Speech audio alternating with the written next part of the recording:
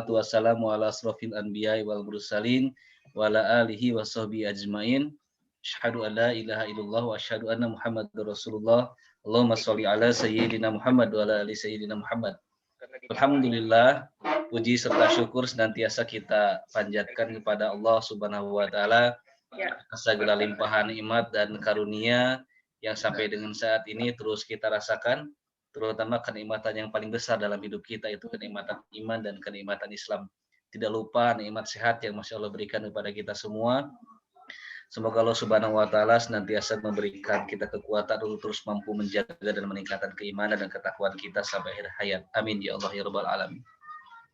Salawat serta salam semoga senantiasa dicurahkan kepada junjungan kita semua Nabi besar Muhammad sallallahu alaihi wasallam, juga tidak lupa pada para keluarga dan para sahabat, para tabi'in, para tabi'in, para ulama, guru-guru kita semua yang istiqomah dalam menyampaikan segala risalah dari beliau, juga sampai kepada seluruh pengikutnya hingga akhir zaman. Amin ya Allah ya rabbal alamin. Alhamdulillahirabbil alamin. Kita telah Allah takdirkan bertemu kembali pada kajian rutin, kajian ilmu Masjid Asy-Syifa untuk kesekian kalinya. Alhamdulillah, dengan kondisi pandemi yang masih saat ini memang masih belum berakhir, kita memanfaatkan media sehingga alhamdulillah segala keutamaan, kewajiban kita sebagai seorang muslim untuk menuntut ilmu tetap dapat kita laksanakan walaupun seminggu sekali. Insya Allah semoga Allah Subhanahu wa taala memberikan keberkahan kepada kita, dan semoga kegiatan ini menjadi wasilah bagi kita semua untuk terus meningkatkan keimanan dan takwaan kita, juga sebagai wasilah untuk bertambah wawasan kita dan Allah meridhoi kita semua. Amin ya Allah ya rabbal alamin. Kami ucapkan terima kasih kepada guru kita semua. Alhamdulillah telah bergabung Ustadz Dr. Kiai Haji Ahmad Humaydi MSI. Alhamdulillah hatur nuhun Ustadz Paranto Sumping bergabung kembali bersama kita. Jazakallahu khairan. Semoga menjadi amal ibadah Ustadz di hadapan Allah Subhanahu wa taala, dan insyaallah bagi kita semua menjadi ilmu yang bermanfaat. Amin ya rabbal alamin. Kami juga ucapkan terima kasih kepada Pak Dekan Dr. Med Setiawan yang senantiasa terus memfasilitasi kegiatan kita sampai dengan saat ini. Semoga menjadi amal ibadah untuk kita semua. Amin ya rabbal alamin. Baik, kita buka kegiatan pada malam hari ini dengan kita mengucap basmalah bersama-sama. Bismillahirrahmanirrahim. Sebelum lanjut kepada tausiah, terkait dengan tema yang akan dibahas pada malam hari ini, pada flyer yang beredar di sana tertulis temanya adalah dosa-dosa besar. Dalam kurung lanjutan ya di situ. Kenapa lanjutan? Karena mungkin bagi para jamaah yang hadir pada malam hari ini telah bergabung pada kajian Ustaz Ahub sebelumnya, di sana telah dibahas oleh guru kita mengenai 7 dosa besar. Jika boleh saya review kembali, dosa-dosa besar apa yang sudah dibahas pada waktu itu, yaitu 7 dosa besar yang dibahas pada hadis Bukhari. Yang pertama adalah dosa menyekutukan Allah Subhanahu wa taala. Yang kedua, sihir. Yang ketiga, membunuh tanpa alasan yang hak. Yang keempat, memakan riba. Yang kelima, memakan harta anak yatim. Yang keenam, lari dari medan perang. Dan yang ketujuh adalah menuduh wanita mukmin berzina. Alhamdulillah ketujuh tema itu telah dibahas oleh Ustadz Ahum pada kajian kurang lebih sekitar 2 bulan yang lalu ya Ustadz ya, kalau tidak salah. Alhamdulillah. Walaupun memang beberapa pertanyaan memang tidak bisa kami fasilitasi semuanya karena keterbatasan waktu yang ada. Tadi insya Allah pada malam hari ini akan dilanjutkan kajian-kajian mengenai dosa-dosa besar yang lainnya yang memang masih banyak. Nanti insya Allah Ustadz akan bahas, dan untuk pertanyaan dimohon nanti silakan ditulis pada kolom chat dan dimohon agar bersesuaian dengan tema yang dibahas pada malam hari ini. Dan juga sebelum dimulai silakan untuk disiapkan juga Al-Qur'annya, mushafnya, boleh yang ada di HP atau bagaimana, dan juga disiapkan catatan karena insya Allah nanti akan banyak sekali poin-poin yang sebaiknya harus kita catat untuk lebih memudahkan kita dalam memahami, dan setelah kajian ini bisa kita baca kembali, kita review kembali. Begitu barangkali untuk sebagai pembukaan dari kami. Untuk itu kepada Al Ustadz Dr. Ahmad Humaydi kami persilahkan. Bismillahirrahmanirrahim. Assalamualaikum warahmatullahi wabarakatuh. Alhamdulillah, wassalatu wassalamu ala rasulillah wa ala alihi wa muwala. Asyhadu an la ilaha illallah wahdahu la syarikalah wa asyhadu anna Muhammadan abduhu wa rasuluh. Allahumma shalli ala sayyidina Muhammadin wa ala alihi wa ashabihi ajmain. Bapak-bapak, ibu-ibu, hadirin yang dimuliakan Allah, Bapak Dekan, para guru besar, para dokter semuanya. Alhamdulillah kita bisa bertemu lagi kajian kita dan melanjutkan tentang dosa besar. Sudah disampaikan oleh Pak Adri tadi bahwa 7 dosa besar sudah disebutkan dalam hadis Bukhari dan hadis Muslim. Kalau kita merujuk kepada kitab Al-Kabair yang ditulis oleh Syekh Az-Zahabi, itu ada 70 gitu ya. Nah, yang 70 ini kan nggak mungkin diselesaikan pada malam ini. Nanti kita bisa sharing. Nah, saya akan menyebutkan beberapa saja. Jadi rujukannya ini dari buku kitab Al-Kabair yang ditulis oleh Syekh Samsuddin Az-Zahabi. Dan tema kita hari ini, Bapak Ibu sekalian, karena yang 7 itu di satu hadis ya. Dan saya pernah membahas ini di satu forum pengajian secara berkala gitu ya. Jadi satu kali pertemuan itu satu dosa gitu ya. Maksudnya dibahas. Jadi 70 kali pertemuan. Mudah-mudahan pertemuan ini kita bahas beberapa hal. Yang 7 susunannya kan karena di dalam 70 dosa besar itu yang 7 itu cikclok gitu kalau orang sudah bilang, nanti kita tidak akan membahas lagi yang 7. Nah, hari ini kita akan membahas dosa-dosa besar. Yang pertama hari ini kita ngebahas sesuai dengan kitab itu adalah fitarqis shalah. Ya, al-kabirah ar-rabi'ah fitarqis shalah, yaitu meninggalkan sholat. Ya, jadi meninggalkan sholat itu termasuk dosa besar.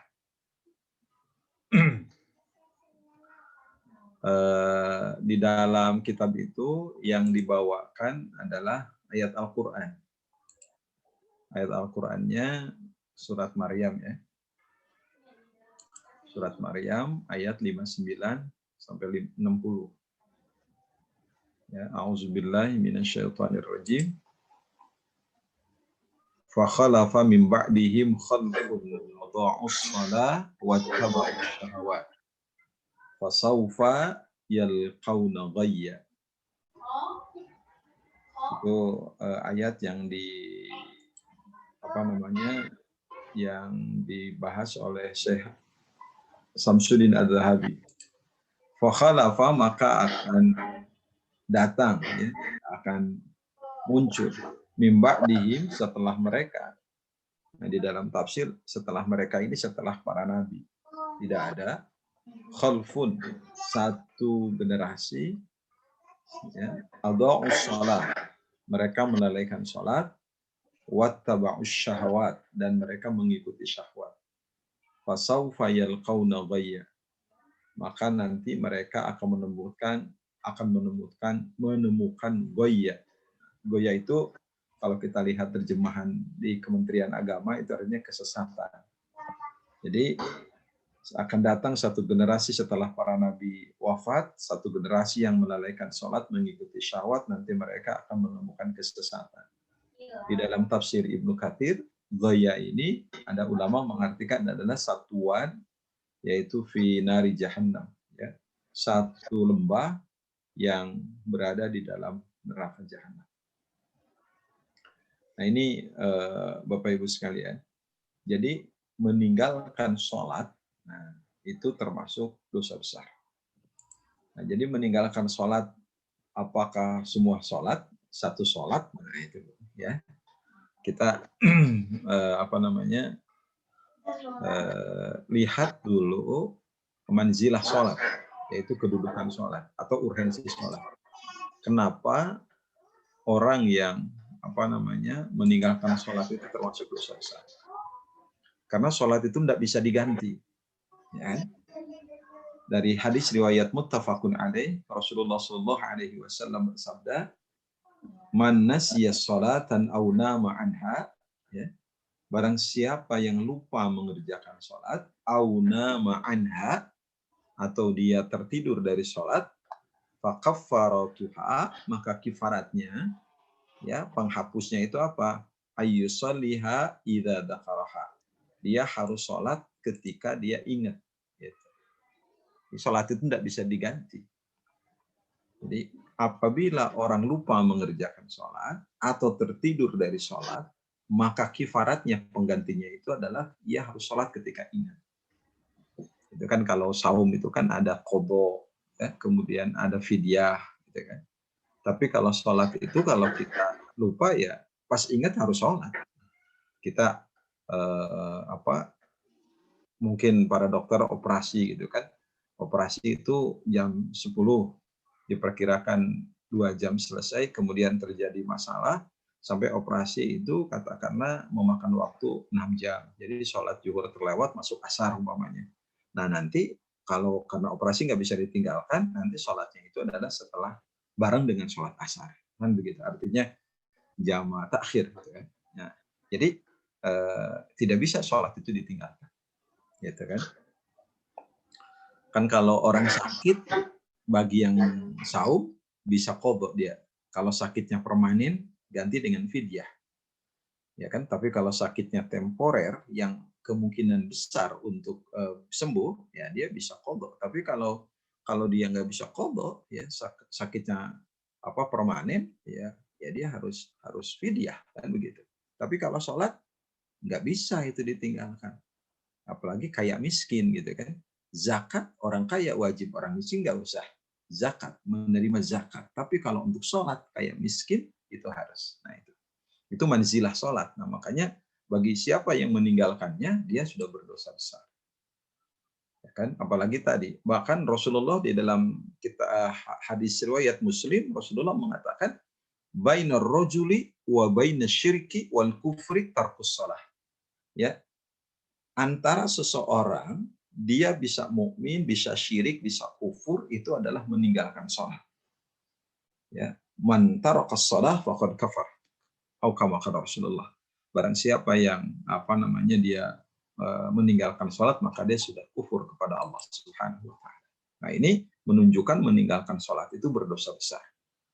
Malah di dalam salah satu hadis, ya, riwayat Ahmad, Rasulullah Shallallahu Alaihi Wasallam mengatakan man hafadha 'alaiha, ya man hafadha 'alaiha. Barang siapa yang memelihara sholat, kanat lahu nuran, maka dia akan mendapatkan cahaya, wa burhanan, dan petunjuk, wa najatan yaumal qiyamah, dan keselamatan pada hari kiamat. Jadi siapa yang memelihara sholat, maka dia akan mendapatkan cahaya, mendapatkan petunjuk dan keselamatan pada hari kiamat.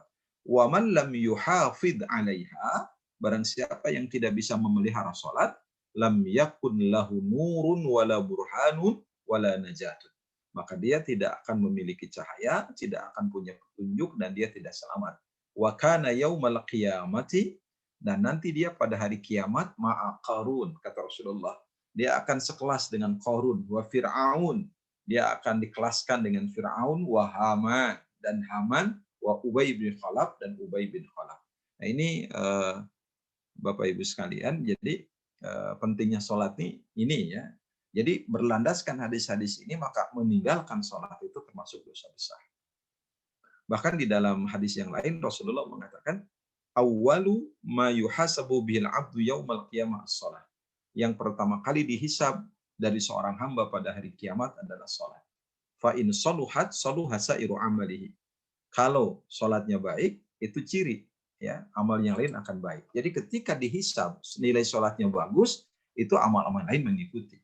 Tapi kalau sholatnya rusak, kata Rasulullah, ya, nilai sholatnya katakan 5 atau 4 atau 3 umpamanya gitu, kalau kita IPK kan gitu, nah maka nilai yang lain pun nggak jauh dari sholat.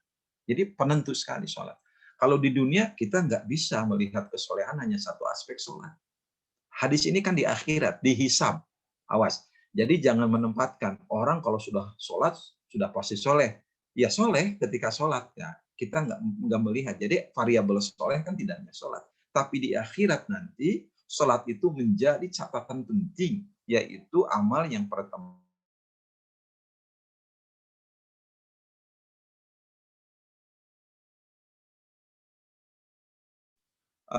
Latan kudonna urul islami urwatan urwatan.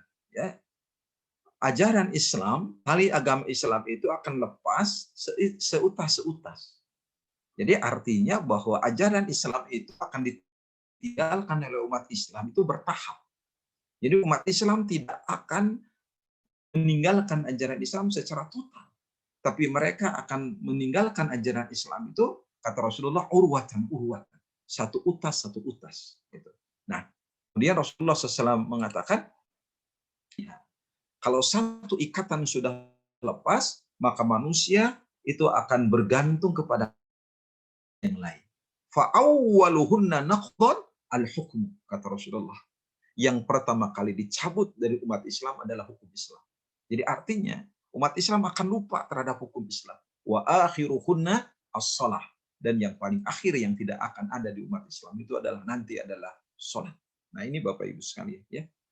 Apalagi Rasulullah mengatakan dalam riwayat At-Tabrani, awwalu ma yurfa'u minan nasi al-amanah. Yang pertama kali akan dicabut dari manusia, hilang maksudnya adalah al-amanah. Amanah. Jadi nanti di akhir zaman ini orang-orang banyak yang tidak amanah gitu. Ya, dikasih jabatan dia tidak amanah gitu. Nah, itu yang pertama kali hilang. Wa akhiru ma yabqa as-shalah. Nanti yang akhir yang tertinggal itu hanya sholat, kata Rasulullah. Betapa pentingnya sholat. Sampai Rasulullah kemudian mengatakan, Bapak Ibu sekalian, sampai kata-kata waruba musallin la khairi fi. Banyak orang yang sholat nanti di akhir zaman itu la khairi fi, tapi tidak mengandung kebaikan. Nah, dari hadis-hadis ini, kemudian ya Syekh Samsuddin Adz-Dzahabi berpendapat bahwa meninggalkan sholat, sepakat para ulama bahwa ya tarikus sholah itu dosa besar. Ya, dosa besar, meninggalkan sholat itu dosa besar. Nah, di dalam surat Al-Mudaththir ayat 38 sampai ayat 44 Bapak Ibu sekalian, ini luar biasa ya. Kullu nafsin bima kasabat rahina. Ya. Bahwa setiap jiwa itu kan akan memiliki amal ya, dan dia akan dihisab nanti. Illa ashabul yamin. Kecuali ashabul yamin. Fi jannati yatasa'alun, fi jannati yatasa'alun. Di dalam surga mereka bertanya-tanya. Orang-orang yang bahagia di surga itu bertanya-tanya tentang apa? Anil mujrimin. Tentang orang-orang yang mujrim. Apa itu orang yang mujrim? Yaitu orang-orang yang melakukan dosa. Ya, masalakakum fi saqar. Pertanyaan mereka, masalakakum fi saqar. Kenapa kamu berada di dalam neraka saqar? Nah, ya, qalu orang-orang yang berada di dalam neraka saqar mengatakan lam naku minal musalli. Dulu waktu di dunia kami tidak melakukan sholat. Gitu ya. Qalu lam naku minal musalli. Dulu kami ya tidak melakukan sholat. Walam naku nut'imul miskin. Dan dulu kami tidak memberi makan kepada orang-orang miskin dan seterusnya ya. Nah, yang pertama kali diaku oleh orang yang berada di dalam neraka saqar adalah qalu lam naku minal musalli. Malah dalam ayat yang biasa kita baca ya hari-hari itu surat Al-Maun, fawailul lil musalli. Celaka orang yang salat. Siapa yang salat yang sekat? Sahun, yang salatnya itu lalai. Nah, ini Bapak Ibu sekalian. Jadi mudah-mudahan Allah Subhanahu wa taala menghindarkan kita ya dari melalaikan salat. Sebab luar biasa ini ya, bahaya meninggalkan sholat ini luar biasa. Neraka saqar. Makanya kita dianjurkan oleh Rasulullah SAW ya, untuk membaca doa agar kita dan generasi kita termasuk orang yang menegakkan sholat. Bahkan sejak Nabi Ibrahim alaihissalam ya, Ya, Nabi Ibrahim sudah berdoa agar dia dan keturunannya menjadi ahli salat. Rabbi ja'alni muqimas shalah wa min dzurriyyati rabbana wa taqabbal du'a. Itu surat Ibrahim ayat 40. Nah, ini Bapak Ibu sekalian, jadi yang pertama malam ini, jadi meninggalkan sholat itu termasuk dosa besar, ya kan? Dosa besar. Harus tobat gitu kan. Itu yang pertama malam ini.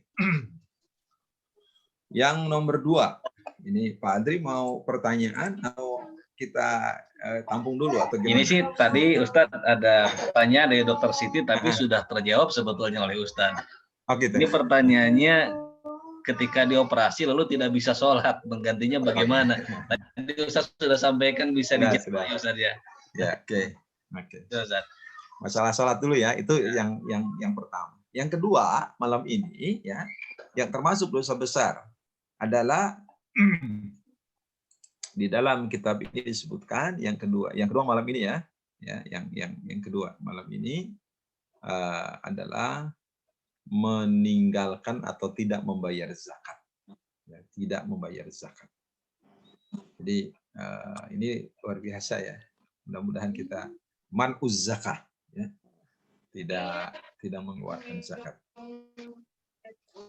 Ya, kita baca ya.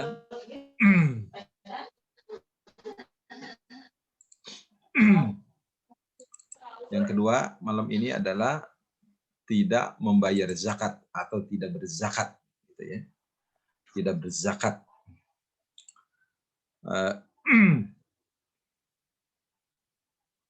Tidak berzakat. Kita buka surat Ali Imran ayat 180. Ya. Nah, ayatnya nanti Ali Imran 180, kemudian surat Fussilat ayat 6-7 dan surat At-Taubah ayat 34-35. Di surat Ali Imran ayat 180, Bapak sekalian. Ya.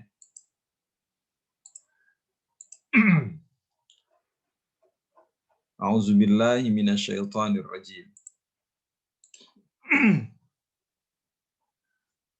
Wala yahsabanna alladhina yabkhaluna bima atahumullahu min fadlihi huwa khairan lahum. Janganlah sekali-kali orang yang kikir itu ya mengira apa yang Allah berikan kepada mereka itu huwa khairul lahum, itu baik buat mereka. Jadi orang-orang yang kikir itu jangan mengira apa yang Allah berikan kepada mereka, karunia Allah itu baik buat mereka. Bal huwa syarrul lahum, bahkan itu adalah jelek bagi mereka. Jadi kekikiran itu bukan baik, tapi jelek. Kenapa? Sayatawwaquna ma bakhilu bihi yaumal qiyamah. Kenapa? Kenapa kikir itu tidak baik? Harta yang dikikiri itu tidak baik. Sayatawwaquna ma bakhilu bihi yaumal qiyamah. Sebab awas, harta yang dikikirkan itu, ya, harta yang mereka kikirkan itu, ya, sayatawwaqun, itu akan dikalungkan di leher mereka yaumal qiyamah, pada hari kiamat. Sayatawwaquna ma bakhilu bihi yaumal qiyamah. Nah, ini. Jadi secara umum Bapak Ibu sekalian, orang yang kikir itu dia akan dikalungkan hartanya di akhirat, bayangkan. Jadi orang yang kikir itu hartanya akan dikalungkan di akhirat. Kan ini ngeri banget. Nah, makanya suami kikir dikalungkan hartanya nanti ya. Anak kikir sama dikalungkan semua. Nah, kemudian dalam surat Fussilat ayat 6 sampai ayat 7. Ya, saya potong ayat 6-nya, di ujungnya ada kata-kata wa wailul lil musyrikin. Celakalah orang-orang yang musyrik, orang yang mempersekutukan Allah. Kemudian ayat 7-nya disebutkan karakteristik orang yang musyrik itu, ya, karakternya alladzina la yu'tunaz zakata wa hum bil akhirati hum kafirun. Orang yang syirik itu, orang musyrik itu adalah alladzina la yu'tunaz zakah, yaitu mereka orang-orang yang tidak mengeluarkan zakat, wa hum bil akhirati hum kafirun, dan mereka kafir terhadap adanya kehidupan akhirat. Ini Bapak Ibu sekalian ya. Nah, jadi ini mudah-mudahan Allah Subhanahu wa taala ya memberikan sebuah apa namanya? eh,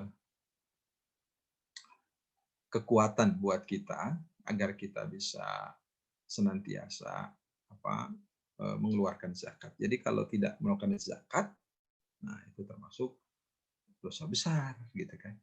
Dosa besar. Di dalam beberapa hadis yang luar biasa ya. Bahkan kalau ketika kita tidak mengeluarkan zakat ini akan berdampak kepada orang lain. Ya. Sampai Rasulullah mengatakan, "Kaifa antum idza waqa'at fikum khamsun wa a'udzu billahi an taqulu fihim aw tudrikuhunna."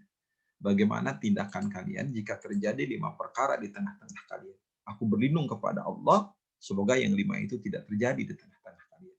Nah, salah satunya, wa ma mana'a qaumun az-zakah illa muni'ul qatra minas sama walaulal bahaim lam yumtaru. Kalau mereka suatu kaum sudah berani tidak mengeluarkan zakat, maka hujan di langit akan ditahan. Kalaulah tidak ada binatang ternak, hujan tidak mungkin diturunkan. Nah, ini dosa besar yang kedua malam ini ya adalah kita tidak mengeluarkan zakat, gitu ya. Jadi bahkan kalau kita lihat dalam sejarahnya, Bapak Ibu sekalian ya, ternyata di zaman Abu Bakar itu diperangi itu orang yang tidak mengeluarkan zakat itu, kan? Luar biasa ya. Kenapa diperangi? Karena mereka sebenarnya sudah kufur, gitu kan? Sudah kufur. Sebab rukun Islam, rukun iman itu apabila salah satu saja diingkari itu sudah termasuk kekufuran bagi kita itu ya. Nah, oleh karena itu awas ketika kita tidak mengeluarkan zakat itu dosa besar. Ya. Nah, makanya nanti bolehlah ditanyakan ya tentang zakat apa saja. Mudah-mudahan nanti bisa dengan dialog ya. Ini bukan zakat fitrah Ustaz ya, tapi zakat Ya. banyak ya Ustaz ya. Ya, zakat itu kan tidak hanya zakat fitrah. Ya kan? Itu zakat fitrah itu hanya sebagian kecil dari zakat kan begitu. Jadi kalau kita tidak mengeluarkan zakat, ini dosa besar. Kan orang itu kalau tidak sholat marah gitu kan, tapi kalau orang tidak zakat biasa-biasa aja. Ya, orang bakhil saja hartanya akan dikalungkan bakhil gitu. Apalagi orang yang tidak zakat kan begitu. Di zaman Abu Bakar orang tidak zakat itu diperangi oleh Abu Bakar karena mereka menentang, tidak hanya tidak mau mengeluarkan zakat tapi menentang kepada pemerintahan yang terjadi saat itu. Ini Bapak Ibu sekalian ya, mudah-mudahan Allah memberikan kemampuan pada kita untuk mengeluarkan zakat dengan sebaik-baiknya dan Allah Subhanahu wa taala memberikan kemudahan buat kita. Ya, kecintaan untuk melakukan amal soleh sehingga kita mudah untuk melakukan perzakatan ini gitu ya. Sebab yang paling susah itu salah satunya adalah zakat. Salah satunya zakat, ya kan? Banyak orang yang sholat bisa dikerjakan, tapi ternyata zakat tidak. Ya, ini amal sosial dan ini nggak kelihatan. Kalau sholat tuh gerakannya kelihatan, Bapak Ibu ya. Datang ke masjid kan kelihatan sholat itu. Ya, ada di shop depan, kalau zakat ini semuanya hubungan kita dengan Allah, gitu kan. Apalagi sekarang sudah musim transfer zakat itu kan. Jadi tinggal kesadaran kita untuk mengeluarkan harta. Dan ini jadi perhatian betul bahwa di antara harta yang kita miliki itu ada hak orang lain. Jangan pernah kita melupakan bahwa harta yang kita miliki itu ada hak orang lain. Nah, Allah sedikit memintanya, tuh cuma 2,5%. Enggak banyak, cuma 2,5%. Itu begitu. Ini zakat. Nah, supaya agak banyak nih yang kita bahas ya. Nah, kemudian buka saum Ramadan tanpa sebab. Dosa selanjutnya. Iftar yaumi min Ramadan bila udrin. Ya, jadi buka pada bulan Ramadan tanpa sebab. Nah, itu. Membatalkan puasa Ramadan tanpa sebab. Gitulah. Jadi kalau kita saum Ramadan gitu kan, jelas kita akan mendapatkan pahala yang luar biasa. Bala di dalam salah satu hadis kan disebutkan asyamu nisfus sabr. Saum itu merupakan setengahnya sabar. Bayangkan. Saum itu setengahnya sabar. Saum apa saja ini kan. Jadi malah khusus bulan Ramadan tuh Rasulullah mengatakan lau ya'lamun nas sama fi hadha syahr minal khairat latamannau ay yakuna Ramadan as-sanah kullah. Seandainya manusia itu mengetahui kebaikan-kebaikan yang terkandung pada bulan Ramadan, sungguh mereka itu akan berharap Ramadan itu sepanjang hayat, gitu ya, sepanjang hayat. Makanya khusus ketika masuk surga, ya, orang yang saum itu pintunya khusus. Ya, kita sudah pada tahu ya, namanya Ar-Rayyan. Inna fil jannati baban yuqalu lahu Ar-Rayyan. Di surga itu nanti ada satu pintu yang disebut dengan pintu Ar-Rayyan. Yuqalu yauma, dikatakan pada hari kiamat, aina saimun, di mana orang-orang yang saum? Ya, fa idza dakhalu akhiruhum ughliqa dzalikal bab. Ketika orang-orang yang saum itu masuk lewat pintu itu dan akhir masuk, ughliq dzalikal bab. Kemudian pintu itu ditutup. Jadi ini pintu untuk orang-orang yang saum, luar biasa. Nah, ini Bapak Ibu sekalian. Jadi mudah-mudahan ya, mudah-mudahan. Karena di dalam salah satu hadis ya, orang yang membatalkan satu hari saum Ramadan tanpa sebab, dia ganti itu dengan saum seumur hidup, itu enggak bisa, kata Rasulullah dalam hadis riwayat Ahmad ya, itu enggak bisa diganti. Nah, itu tanpa sebab. Jadi kalau orang membatalkan saum Ramadan tanpa sebab diganti dengan seumur hidup, itu enggak cukup. Itu dosa besar itu di sana. Makanya taubat kepada Allah. Nah, kadang-kadang enggak ngeh nih. Katakan gini nih. Pak Adri katakan orang Sunda nih, ya, kebetulan ngantar istri umpamanya, mau mudik umpamanya ke luar Jawa. Pakai mobil. Nah, malam-malamnya itu kita sudah berniat enggak puasa gitu kan. Ya, jadi naik mobil, berangkatnya jam 3:30, kita udah niat enggak puasa. Jadi padahal harusnya saum dulu. Nanti begitu di jalan tidak kuat, baru kita buka. Kan kita kadang-kadang itu sudah enggak saum. Malamnya apanya, pas sahur itu, enggak, saya enggak sahur karena enggak akan puasa. Enggak boleh begitu. Kita puasa dulu. Nanti kalau enggak di jalan, karena kita uzur sedang bepergian, enggak kuat, baru kita buka. Nah, di kita kadang-kadang kebanyakannya buka dulu, itu enggak ngepuasa hari itu. Harusnya puasa dulu, kalau enggak sanggup baru kita buka, begitu. Itu yang disebut membuka puasa tanpa uzur itu begitu. Berarti kalau tidak ada masalah di perjalanan tetap wajib sampai wajib ya. Nah, saya mah lapar. Emang orang puasa mah lapar. Saya mah haus, dan orang puasa mah haus. Tapi begitu enggak kuat, membahayakan, membawa mobil, membahayakan. Nah, baru itu buka. Makanya orang yang membatalkan saum hanya 1 hari tanpa uzur, kata Rasulullah, dibalas ya, diganti dengan saum seumur hidup, itu tidak akan terbalas. Di sini letaknya, bahwa meninggalkan saum Ramadan itu dosa besar. Orang kita konsentrasi di sholat, tapi ketika zakat dan saum dianggap biasa, gitu kan.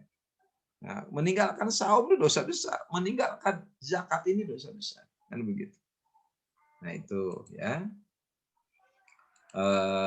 yang kita bahas. Kemudian tidak melakukan haji.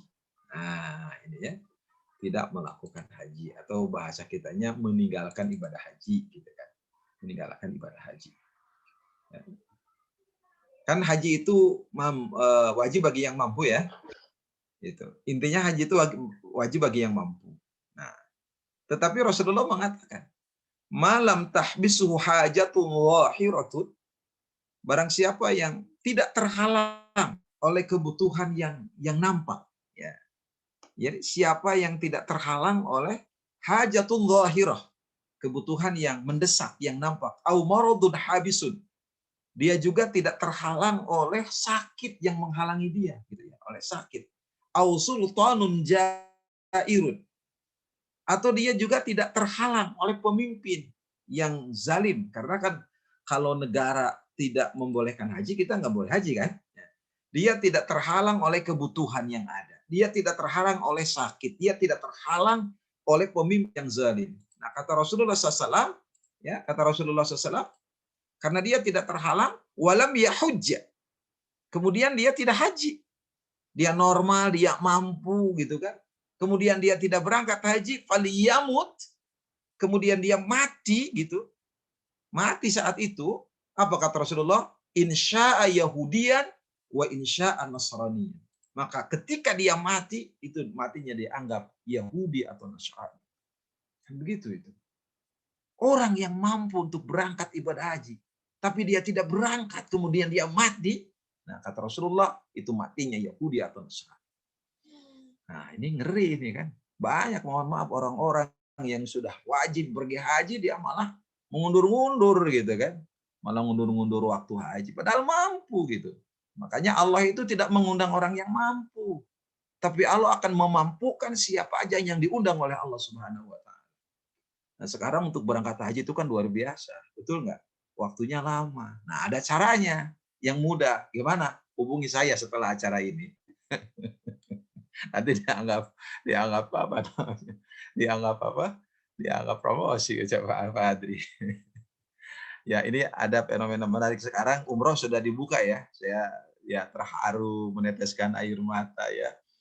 Beberapa bulan di Masjidil Haram tidak ada yang tawaf. Ya kalau malaikat kita yakin tawaf ya ada.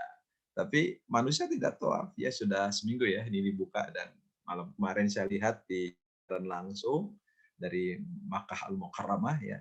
Terharu kita ya, udah dibuka, hanya pakai social distancing ya, pakai masker, luar biasa. Jaga jarak, luar biasa lah ya. Satu hari itu 1000 gitu kan. Jadi terus itu terharu kita. Nah, buat para dokter yang merencanakan ibadah haji ya, kan ada sebenarnya ada cara, walaupun sekarang kalau resmi itu kan kalau pakai ONH khusus ya, itu kan 4 tahun, 5 tahun, 6 tahun lah ya. Tapi ada juga dengan cara yang mudah, hanya sedikit mahal, sedikit mahal. Ya, itu resmi dari pemerintah Saudi Arabia, resmi. Jadi bukan haji yang tidak resmi, ini resmi, ada caranya insya Allah. Nah, itu begitu. Ya. Nah, ini Bapak Ibu sekalian, jadi orang yang dosa besar itu yaitu tidak melakukan ibadah haji, ngeri ya. Malah di dalam hadis yang lain Rasulullah mengatakan ya, kala Rasulullah yaqulullah azza wa jalla, ini hadis qudsi, Allah berfirman, inna abdan, sesungguhnya hamba, sahahtu lahu jismahu, aku sehatkan jisimnya. Bayangkan, kata Allah, aku sehatkan fisiknya. Wa wasa'tu alaihi fil ma'isyah. Wa wasa'tu alaihi fil ma'isyah. Aku lapangkan rizkinya. Tamdi alaiha khamsa a'wam. 5 tahun berturut-turut. Aku kasih itu. Aku kasih sehat. Aku luaskan rizkinya. Gitu kata Allah. La yafidu ilayya li mahrum. Tapi kalau dia tidak berangkat ibadah haji, maka dia tidak akan mendapatkan keridhoanku. Itu kata Allah. Ngeri ini kan. Luar biasa. Orang yang Allah sehatkan, diberikan rizki, tapi nggak mau berangkat haji. Apa kata Rasulullah? Kata Allah, aku nggak akan beri keriduan pada orang itu. Nah, itu ya. Makanya uang yang kita dapatkan itu salah satunya dipakai ibadah kepada Allah Subhanahu wa Ta'ala. Salah satunya melakukan ibadah haji. Kan begitu.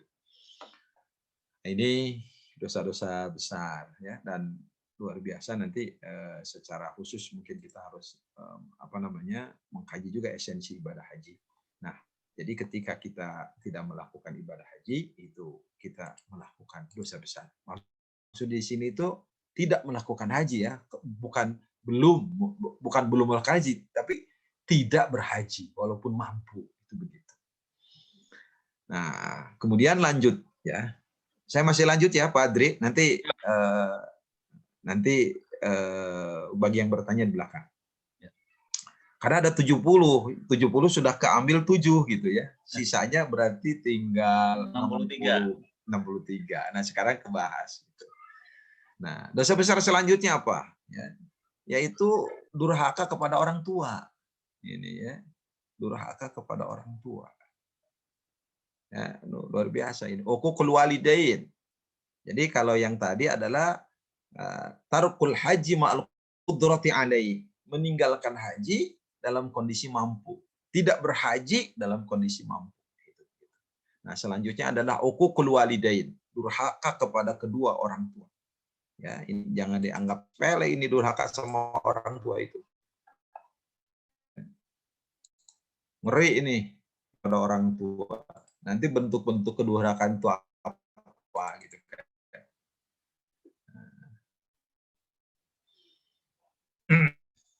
Isra ayat 20. Kemudian surat Luqman ayat 14-15. Surat Al-An'am 33 ayat 14 sampai 32. Di dalam salah satu hadis Rasulullah mengatakan ridallah atau ridho Rabbi fi ridhol walid. Ridho Rabbi ridhol walid. Keridhaan Allah tergantung keridhaan kepada orang tua. Jadi kalau Allah itu ridho kepada kita, ciri orang tua kita ridho sama kita.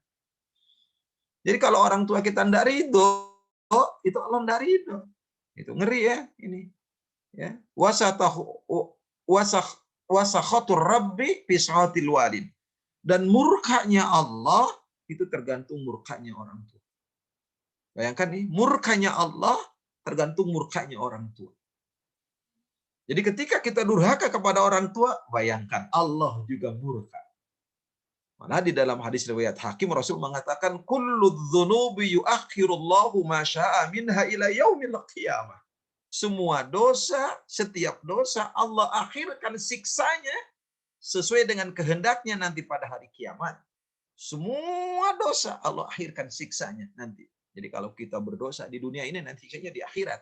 Kata Rasulullah, illa uquqal walidain, kecuali durhaka kepada orang tua.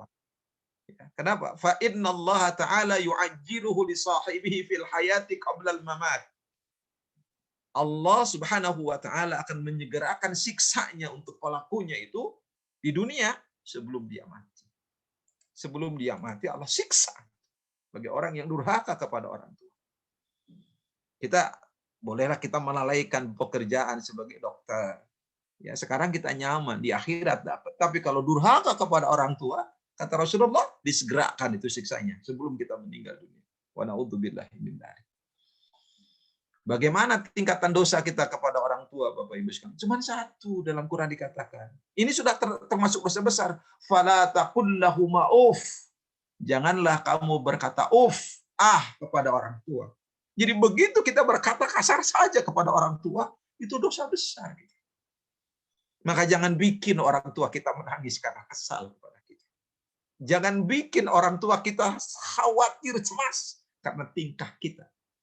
Ya, segeralah kita sebagai orang tua, ini yang hadir ini orang tua semua, mudah-mudahan begitu kita kesal kepada anak kita, segera kita mintakan ampun kepada Allah agar Allah tidak memberikan azab kepada anak kita. Ya, segera, ya Allah, anak saya ini saya pandang ini sudah mau menyusahkan, saya ampuni dosanya ya Allah. Nah, begitu.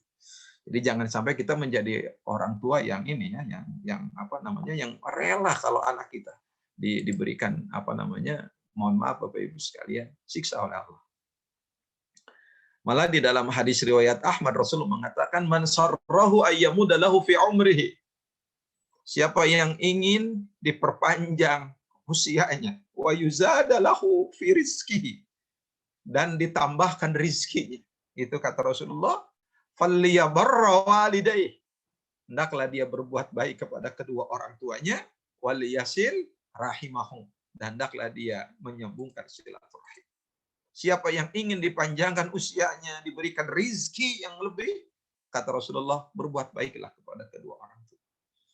Betul, kita sudah menikah, kita sudah punya anak, kita punya kewajiban kepada istri dan anak kita. Tapi jangan atas nama punya kewajiban kepada anak istri, kemudian kewajiban kita kepada orang tua itu menjadi hilang. Tidak. Anak itu tidak pernah hilang kewajibannya kepada orang tua. Tidak. Ya. Makanya istri yang baik itu yang mendukung suaminya untuk berbuat baik kepada orang tuanya. Suami yang baik adalah yang memberikan motivasi kepada istrinya untuk tetap berbuat baik kepada orang tua. Dosa besar dimulai ketika kita mengatakan kepada orang tua. Ya, kita mengatakan saja udah dosa gede itu. Apalagi menghina orang tua, menelantarkan orang tua gitu kan. Termasuk di dalamnya mertua di dalam Islam itu. Ya. Jadi mertua itu kan jadi muhrim selamanya buat kita itu ya. Karena kita tidak boleh menikah dengan mertua kalau istri kita sudah meninggal dunia, nggak boleh, haram. Ya, karena mertua itu jadi apa? Jadi orang tua kita, muhrim selamanya. Dosa kita kepada mertua sama seperti dosa kita kepada kedua orang tua kita. Ya kadang-kadang mohon maaf ya termasuk diri kita semua, kadang-kadang kita bisa lalai ya. Kita bisa ngantar istri kita ke mall, belanja, umroh. Kadang-kadang kita tidak bisa mengantar orang tua untuk haji, mengantar orang tua untuk umroh, apalagi orang tua untuk belanja. Berbahagialah Bapak Ibu sekalian yang masih punya orang tua. Itu adalah surga buat kita. Itu adalah kesempatan pahala yang banyak buat kita. Wajar seorang ulama mengatakan jika orang tua seseorang meninggal dunia, setengah berkah hidupnya dicabut Allah. Jadi, ketika orang tua seseorang meninggal dunia, setengah berkah hidupnya dicabut Allah. Kenapa setengah berkah hidup dicabut Allah? Satu, tidak ada orang yang mendoakan setiap saat melebihi doanya orang tua. Nggak ada. Orang tua tiap hari mendoakan anaknya. Mau kesal, mau enggak kepada anak, bersih hati orang tua mendoakan anak. Yang kedua, nggak ada orang yang empati melebihi empati orang tua kepada anak. Anak sakit, orang tua lebih sakit. Anak bingung, orang tua lebih bingung. Dan yang ketiga, saya yakin, tidak ada orang yang paling dekat dengan anak melebihi dekatnya orang tua. Oke, kita sudah punya istri, oke, kita sudah punya suami, tapi kedekatan itu tidak akan seperti dekatnya orang tua dengan anak. Maka ada firasat itu Allah berikan kepada orang tua. Ya, ketika orang tua ingat kepada anak, itu bisa anaknya lagi apa? Itu ingat orang tua itu. Dan ingat, kata Rasulullah, tidak ada amal sebaik-baik amal yang melebihi berbuat baik kepada kedua orang tua. Kita punya istri, tapi jangan melalaikan kewajiban kita ke orang tua. Maka wajar seorang ulama mengatakan, jika orang tua seseorang meninggal dunia, setengah berkah hidupnya dicabut Allah. Karena dia tidak bisa melakukan kebaikan, melebihi baiknya buat orang tua. Dan ketika kita membalas jasa orang tua, kita nggak bisa membalasnya. Segera peluk orang tua. Segera kita cium tangannya. Segera kita minta maaf kepada orang tua. Kalau ada tingkah laku kita. Ya, tiap saat. Saya sangat terharu ya, ada seorang penjabat wali kota di Jawa Barat, tidak akan saya sebut orangnya. Baik sekali. Lembut, saya ketemu luar biasa. Pernah ceramah di kantor beliau, di rumah dinas beliau juga saya pernah ceramah. Ada satu hal yang menarik dari Bapak itu, gitu kan, dari wali kota itu. Kemudian saya bertanya itu kepada orang dekatnya, apa yang dilakukan Bapak ini kepada orang tuanya? Ternyata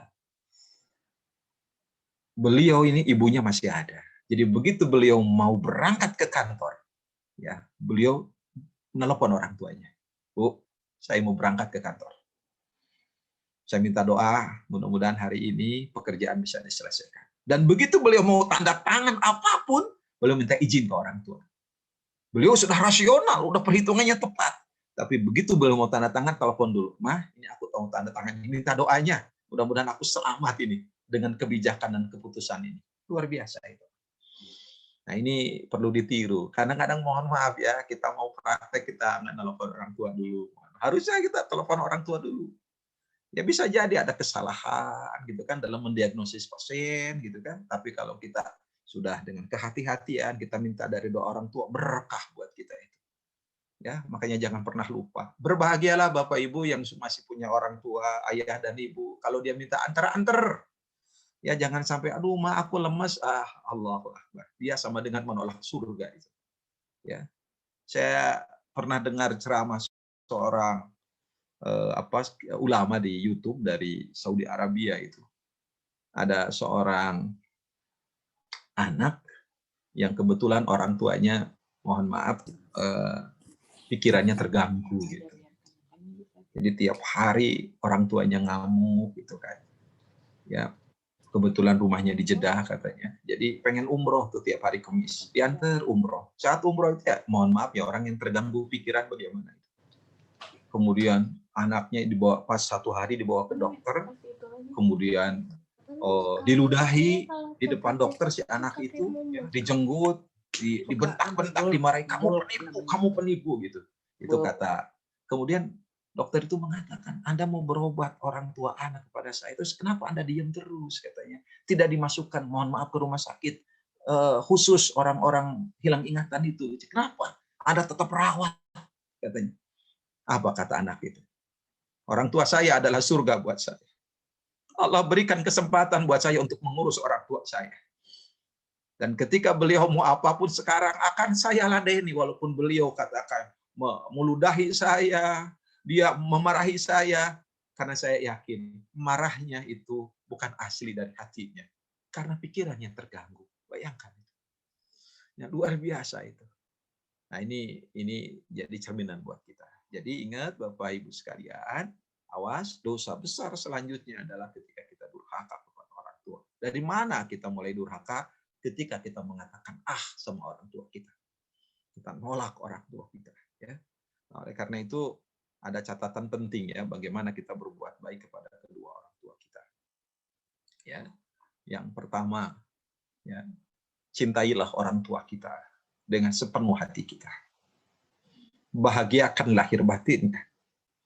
Jangan pernah marah kepada orang tua kita.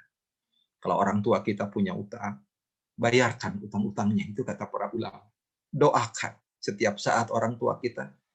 Tegurlah dengan kesopanan yang tinggi ketika orang tua kita melakukan kesalahan. Dan berbuat baiklah semaksimal mungkin. Karena kita tidak mungkin bisa membalas jasa-jasanya. Sedangkan bagi orang tua kita yang sudah wafat, yang pertama, uruslah jenazahnya dengan sempurna. Doakan secara kontinu.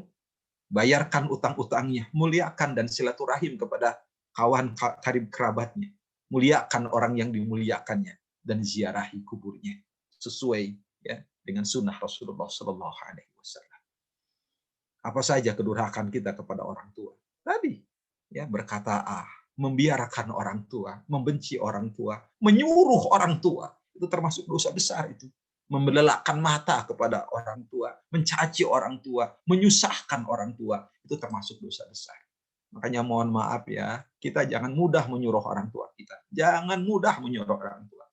Ya, untung aja orang tua kita ikhlas, ridho gitu. Mah punten ya, tolong beliin apel 2 kilo, nanti kalau pulang praktek mama tolong beliin apel. Allah. Tolonglah ya. Kita bisa beli gitu. Ya, mohon maaf, orang tua itu saya ada ini ya, ada kisah menarik. Kan kadang-kadang banyak orang tua gitu yang kalau sudah pensiun tuh jadi nge-MC gitu ya. Ngomong cucu gitu. Ya, nge-MC ngomong cucu. Ada ibu-ibu di jamaah pengajian gitu. Selama beberapa minggu tuh hilang gitu. Padahal ibu yang sangat rajin, tiba-tiba hilang. Begitu bulan depannya ada lagi, karena kita ngaji per minggu, ada, Bu Haji udah lama ini, udah hampir sebulan baru ketemu lagi gitu. Dia bilang apa? Kemana aja? Nge-MC Ustadz, saya nggak ngerti nge-MC itu apa. Nge-MC di mana Ibu? Ternyata beliau, mohon maaf, ngomong cucu gitu, ngurus cucu. Ibu, mau ngaji? Oh Ustadz, mau banget, tapi gimana lagi katanya. Kita ngurus cucu. Ibu sebenarnya ridho. Orang tua ridho.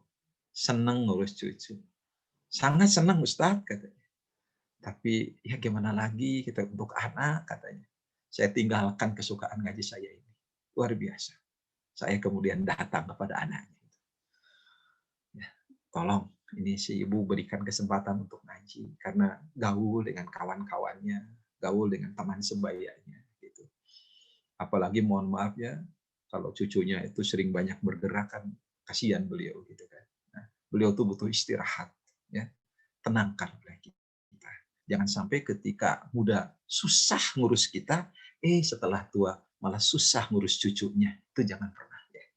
Kan ibu tidak ada yang menolak. Bahkan senang orang tua itu kalau lihat cucu-cucu itu senang itu ya. Nah, jangan sampai beliau jadi lelah karena ngurus cucu. Nah, ini Bapak Ibu sekalian ya. Pak Adri masih ada waktu atau nanti kita bisa sambung ya. Satu lagi ya, dosa besar itu menjauhi kerabat. Ya, menjauhi kerabat. Ya, menjauhi kerabat. Ini termasuk dosa besar. Ya, maksudnya menjauhi kerabat itu ya saudara-saudara kita jangan dijauhi oleh kita. Ya. Kenapa? Kan bertengkar 3 hari aja udah tidak halal ya. La yahillu li muslim ayyahjura akhahu fawqa thalathi layal. Tidak halal bagi seorang muslim ya menjauhi saudaranya lebih dari 3 hari gitu kan. Dan jelas memutuskan silaturahim itu tidak akan masuk surga kan. La yadkhulul jannata qati'un yakni qati'ur rahim. Nah, ini Bapak Ibu sekalian ya pada kesempatan ini yang bisa disampaikan. Nanti insya Allah kita akan diskusi atau nanti kalau ada waktu boleh kita tambah lagi gitu ya. Dosa-dosa besarnya itu Pak Andri, ya Bapak Ibu sekalian yang bisa disampaikan tambahan dosa-dosa besar karena ada 70 ini. Kita bisa sharing lah, bisa sambil sharing. Bersama Cukup segitu ceramahnya atau perlu ditambah lagi?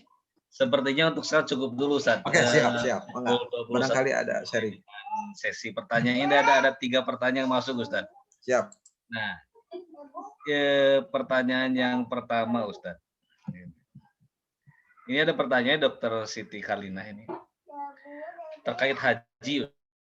Tentang haji ada 2, saya bacakan sekaligus saja, Ustaz ya. Mengak. Ya. Ustadz, apakah semua yang pergi haji otomatis mabrur? Lalu apa definisi mabrur? Okay. Lalu bagaimana orang korupsi yang pergi haji, katanya Ustadz. Okay. Nah, yang keduanya masih tentang haji. Mengenai kewajiban haji, apabila sudah menikah, maka kewajiban itu menjadi kewajiban suami atau menjadi kewajiban masing-masing. Nah, itu dulu, Ustadz. Itu dulu. Okay. Yang pertama ya, Pak Adri, tentang haji. Orang haji itu mabrur nggak mabrur itu urusan dia sama Allah.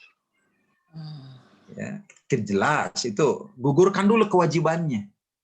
Jadi kita berangkat haji, gugurkan kewajiban haji. Dan tentunya seorang muslim yang baik melakukan ibadah haji tidak hanya menggugurkan kewajiban, ya kan? Sebab pahala haji mabrur itu kan luar biasa. Kata Rasulullah, al-hajjul mabruru laisa lahu jazaa'un illa al-jannah. Haji mabrur itu nggak ada lagi pahala selain surga. Nah, yang paling susah itu adalah tidak hanya meraih mabrurnya, tapi mempertahankan kemabruran.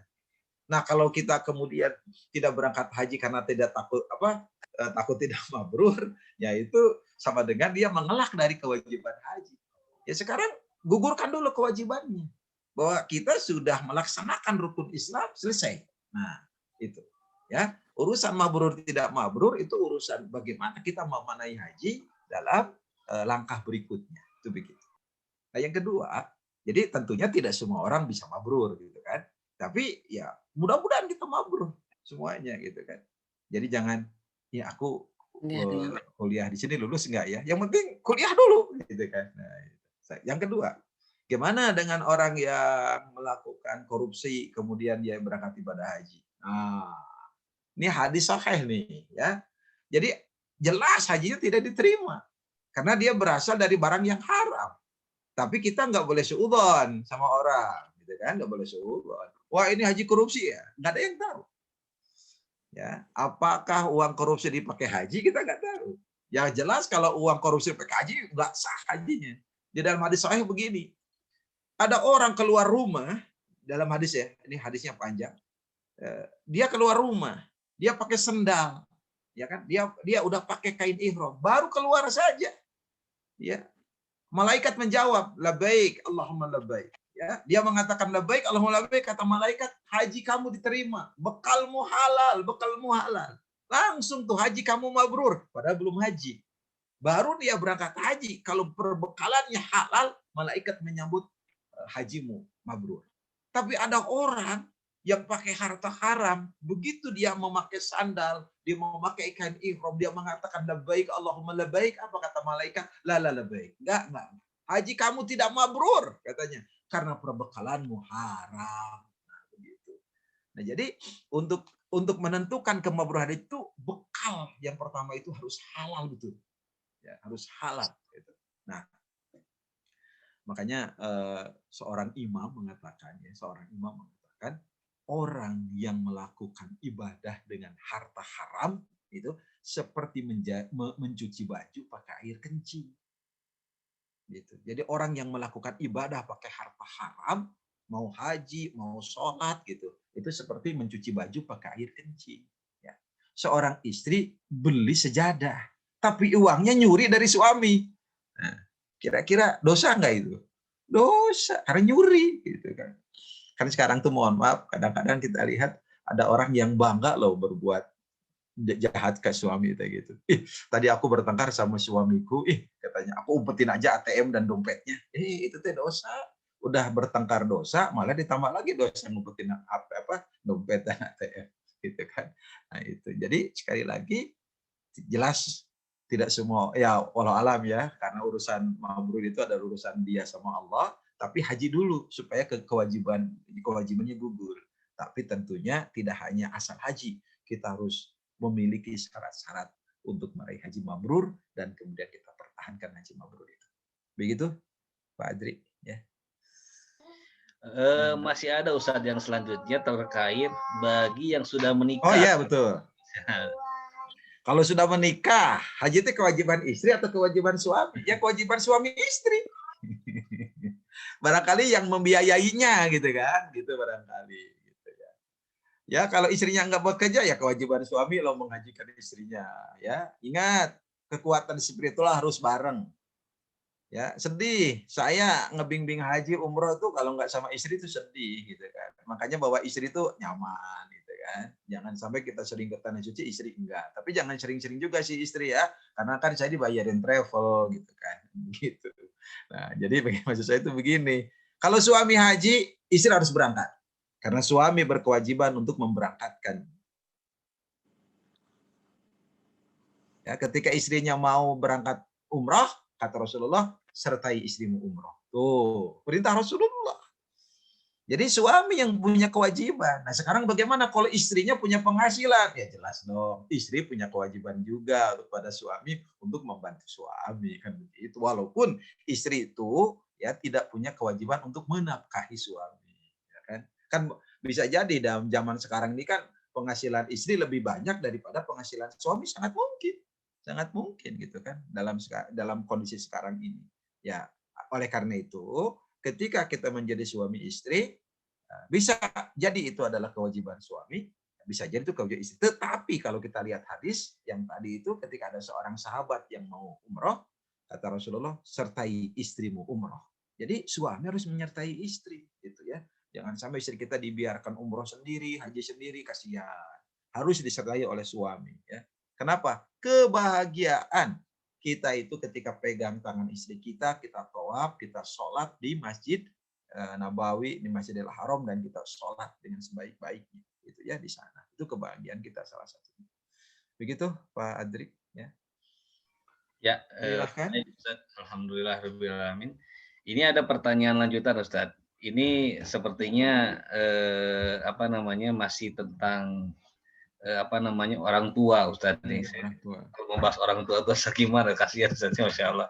Ini pertanyaannya juga luar biasa Ustaz.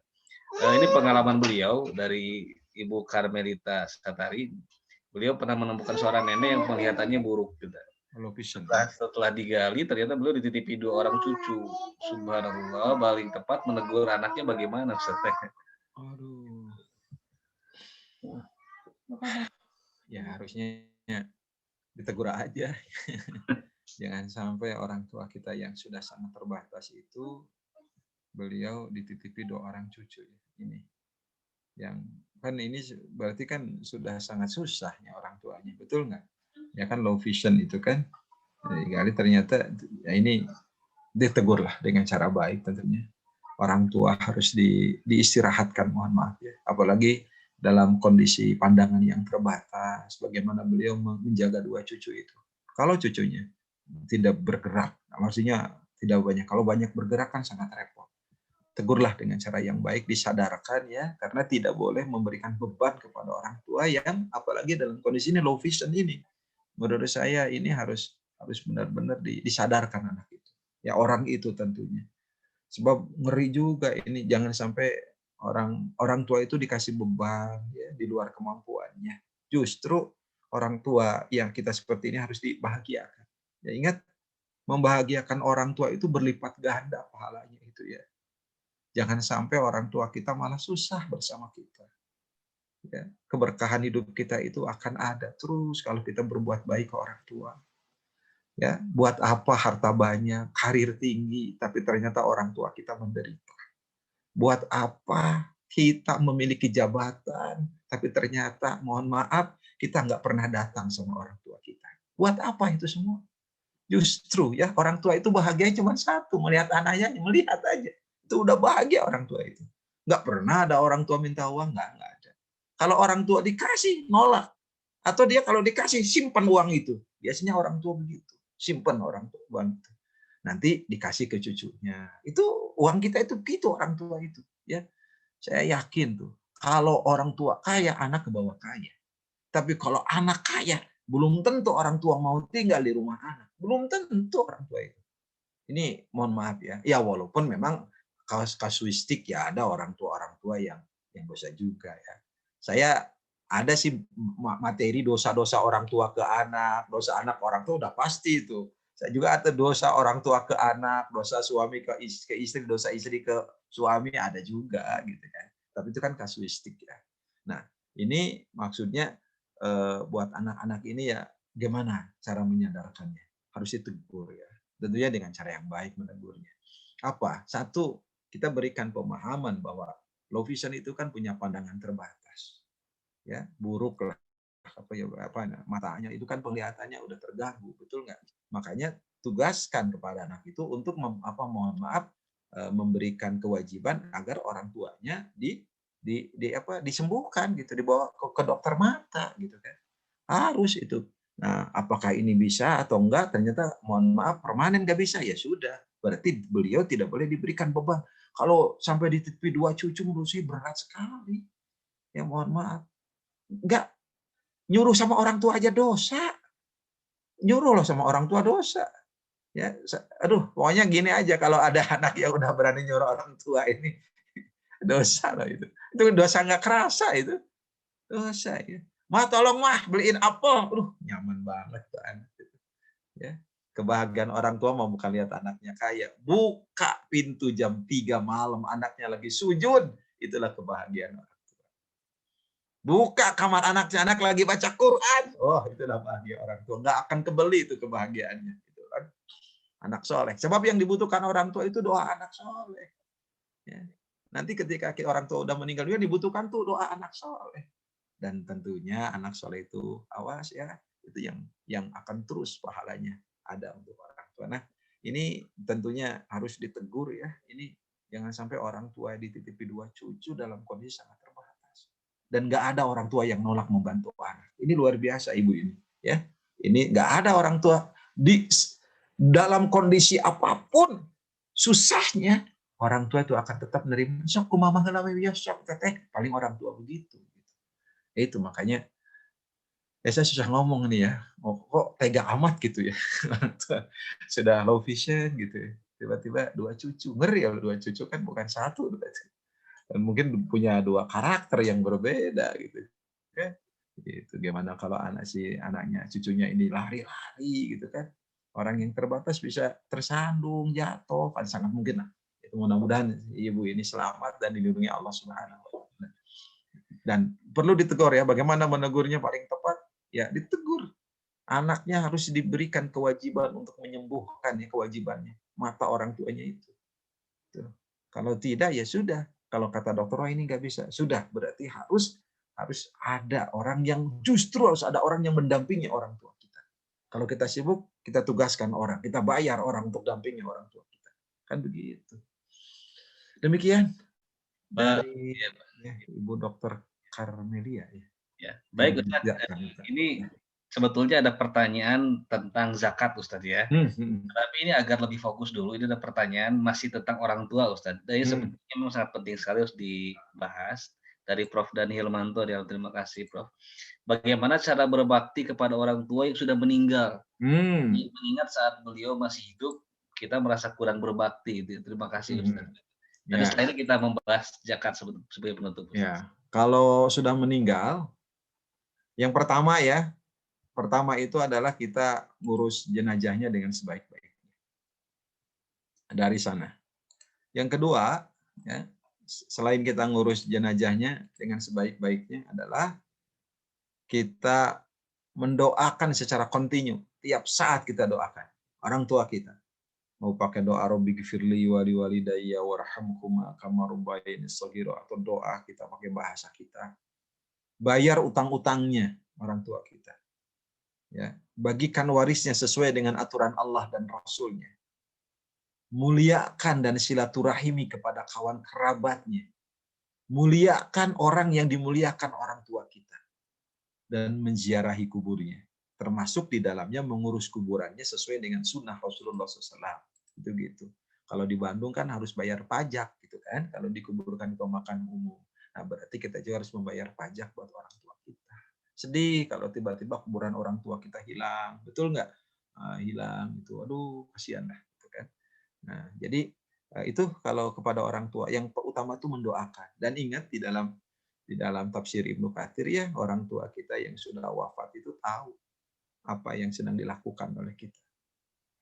Ya, memang ini sangat ini ya, apa namanya, di dalam tafsir Ibnu Katsir nanti tolong di apa istilahnya dicek ya, itu tolong dicek Pak hadisnya. Ya, saya menemukan satu hal ya yang luar biasa di dalam tafsir Ibnu Katsir ini ya. Apa itu ternyata ada satu apa namanya, ada satu ayat Al-Qur'an ini luar biasa ini ya. Di dalam surat surat At-Taubah ya, ayat 105. At-Taubah ayat 105. Kan ayatnya begini. At-Taubah 105 itu nanti dibuka tafsir Ibnu Katsir. I'malu, beramalah kalian ya. Fasayarallahu amalakum. Nanti Allah akan melihat amal-amal kalian. Ya kan? Setelah itu wa rasuluhu, dan nanti juga Rasul akan melihat amal-amal kalian. Siapa lagi yang melihat? Wal mu'minun, dan orang-orang mukmin akan melihat amal-amal kalian. Jadi beramallah kalian, nanti yang akan melihat amal kalian itu siapa? Allah, kemudian Rasul, dan orang-orang yang beriman. Nah, kemudian siapa orang beriman itu yang melihat amal kalian itu siapa? Gitu kan? Nah, jadi siapa orang beriman itu yang melihat amal kalian itu siapa? Orang beriman itu. Nah, di dalam tafsir Ibnu Katsir ini ada satu hadis ya yang diriwayatkan ya, di dalam tafsir Ibnu Katsir diriwayatkan oleh siapa ini ya? Ini dalam Musnad Ahmad ya. Di dalam Ibnu Katsir itu ada hadis begini. Tolong dicek ya riwayatnya. Inna a'malakum, sesungguhnya amal-amal kalian, tu'radu ala aqaribikum, akan disodorkan pada karib kerabat, wa asyairikum, dan keluarga kamu minal amwat, dari yang sudah mati. Jadi amal-amal kita itu menurut hadis ini ya akan disodorkan kepada orang saudara-saudara kita ya yang sudah meninggal dunia. Fa in kana khairan, kalau amal itu baik, istabsyaru bihi. Mereka berbahagia sekali melihat kita soleh gitu loh. Wa in kana ghaira dzalik, tapi kalau mereka melihat amal kita itu tidak baik, buruk, kalau mereka mengatakan Allahumma ya Allah, la tumituhum, jangan engkau matikan mereka, hatta tahdiyahum kama hadaitana, sebagaimana engkau telah memberikan petunjuk ya kepada kami. Begitu Pak Adri. Ini dalam tafsir Ibnu Katsir. Nah, makanya ketika kita berbuat baik kepada orang tua kita ya yang sudah wafat, itu apa salah satunya selain mendoakan? Ibadah yang banyak. Orang tua kita senang lihat kita ibadah gitu. Jadi kebayang tuh ya kalau kita ngebohongin istri itu, orang tua yang sudah wafat itu tahu loh. Si A nggak bohong wae ka pamajikan teu balik cenah gitu kan, mati itu ngeri itu. Itu ya. Jadi ngeri juga, awas tuh. Dalam tafsir Ibnu Katsir itu ada riwayat seperti itu ya. Ya itu. Nah, oleh karena itu ya kita memelihara amal soleh kita berdoa agar orang tua kita bahagia di alam barzah. Mendoakanlah. Bahkan kita boleh sodako atas nama orang tua yang sudah wafat. Boleh kita ya. Sodako atas nama seorang orang tua yang sudah wafat. Kemudian ada seorang sahabat Rasulullah, ya Rasulullah, inna ummi matat. Ya Rasulullah, ibuku sudah meninggal dunia. Apa tasaddaqu anha? Bolehkah aku sedekah atas nama orang tua yang sudah wafat? Kata Rasulullah, nah, silakan. Sahabat itu mengatakan, sedekah yang paling baik apa ya Rasulullah? Kebetulan di Madinah itu ada lagi musim kering. Kata Rasulullah, ya sudah, pakai air itu. Nah, kemudian beliau itu membuat sumur untuk kaum muslimin. Wah itu. Nah ini artinya apa? Boleh kita sedekah atas nama orang tua, gitu kan? Ya apa saja yang dibutuhkan oleh umat. Demikian Pak Adri. Ya. Baik, Ustadz, terima kasih. Semoga pertanyaan terkait tentang orang tua ini, berbakti pada orang tua baik yang masih ada maupun yang telah tiada sudah terjawab ya, Ustadz. Terima kasih. Dan berlanjut kepada pertanyaan selanjutnya, Ustadz. Ini seperti waktunya bakal nambah sedikit, Ustadz. Oh. Alhamdulillah nih. Ini terkait tentang zakat, Ustadz ini. Ada 2 pertanyaan tentang zakat ini. Nah, dari Dr. Irma di Cirebon, berkaitan dengan tidak membayar zakat sebagai dosa besar dalam fikih kekinian, ada juga berbagai jenis pajak di negara kita. Jika ada muslim menunaikan zakat infak sedekah dengan baik, namun tidak menunaikan pajak dengan baik, bagaimana Ustaz? Sepengetahuan saya, meskipun saat ini sudah ada aturan zakat sebagai pemotong pajak, tapi ternyata belum signifikan mengurangi kewajiban pajak. Nah ini korelasi zakat dengan pajak bagaimana Ustaz nih? Nah, dan selanjutnya Ustaz ini masih tentang zakat juga. Ini tentang lebih utama yang mana antara zakat penghasilan per bulan atau per tahun. Nah, itu Ustaz. Yang pertama, kewajiban zakat adalah kewajiban kita dengan Allah. Jelas. Kewajiban pajak adalah kewajiban kita dengan negara kita. Gitu aja udah jawabannya. Ya. Nah, jadi warga negara yang bijak taat pajak. Hamba Allah yang baik bayar zakat. Kan begitu sama gitu ya. Mohon maaf. Ya, saya juga punya NPWP Ustadz. Bayar tepat waktu gitu kan. Apalagi itu. Artinya apa? Kewajiban itu sebagai warga negara yang baik ya bayar pajak. Nah, betul sekarang ini kan ada pengurang gitu kan, ada pengurang kalau kita bayar zakat. Itu pengurang, tapi nggak signifikan ya. Ya, sudah. Jangan melihat itu. Kalau kita mau bayar pajak sebagai warga yang baik, bayar. Ya kan? Kenapa? Kenapa? Satu, kita membantu negara. Ibadah nggak, Pak Adri? Ibadah. Yakin nggak Allah yang menggantinya? Yakin. Ya udah. Kalau kita begitu. Kenapa? Dari pajak itu bisa buat anak sekolah. Betul nggak? Bisa buat jalan. Gitu kan? Bisa buat yang lain-lain. Luar biasa. Ikut membangun Indonesia. Itu salah satunya dengan pajak. Niatkan ibadah kepada Allah Subhanahu wa Ta'ala. Ya kan? Sudah jelas. Kalau yang namanya zakat itu ibadah luar biasa. Itu kan begitu. Ya. Dan saya yakin ya. Kita ketika membayar kewajiban kita sebagai warga negara yang baik ditunaikan dengan baik, nyaman. So, terbukti Pak Adri kalau belum bayar belum laporan pajak kan nggak nyaman. Nanti datang surat dari pajak udah griduk, betul nggak? Nah, ya. Jadi ternyata melaksanakan perintah kewajiban ke negara itu nyaman kayak ginilah.